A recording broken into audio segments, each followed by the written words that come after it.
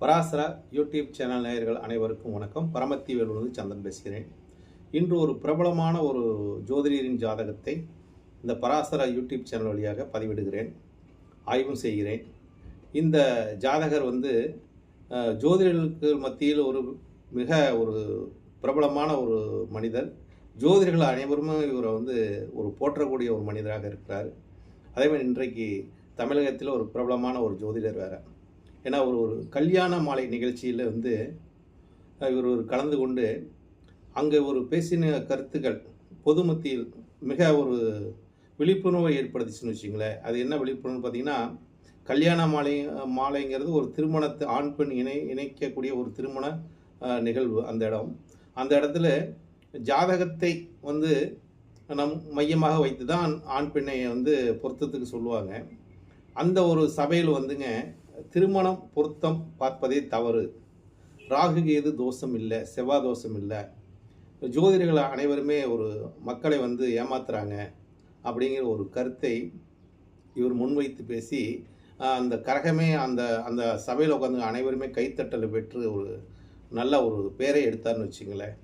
அதாவது இன்றைய ஜோதிடர்களுக்கும் மத்தியில் இவர் பேசக்கூடிய ஒரு கருத்து ஒரு மேடைன்னு ஏறிட்டு இவர் பேசினார்னாவே அங்கே பெரும்பாலும் ஒரு சர்ச்சைக்குரிய கருத்தாக தான் இருக்கும்.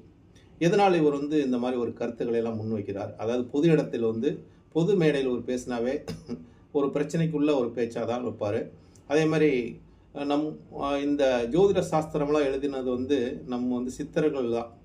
18 சித்தர்களுமே இந்த ஜோதிட சாஸ்திரத்தை படைச்சிட்டு போயிட்டாங்க. மூல நூல் பாடல்களை எல்லாம் மிக தெளிவாக சொல்லிட்டு போயிருக்காங்க.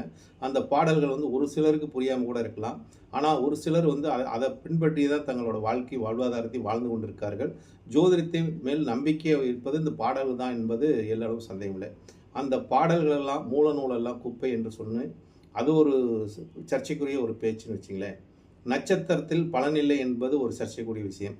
இந்த மாதிரி பல கருத்துக்களை வைக்கிறாரே, இதற்கு எந்த மாதிரி ஒரு அமைப்பு ஒரு ஜாதகம் இருக்கும் என்பதை எனக்கு மனதுக்குள் தேடிக்கொண்டிருக்கும் போது இவரோட ஜாதகம் எனக்கு வந்ததுனால இவர் ஜாதகத்தை ஆய்வு பண்ணி ஆகணும். ஏன் இவர் இது பேசுகிறாரு? இவர் பேசுகிறாரா, இவர் கிரகங்கள் பேச வைக்குதான்னு பார்த்தா எல்லாமே கிரகங்கள் தாங்க.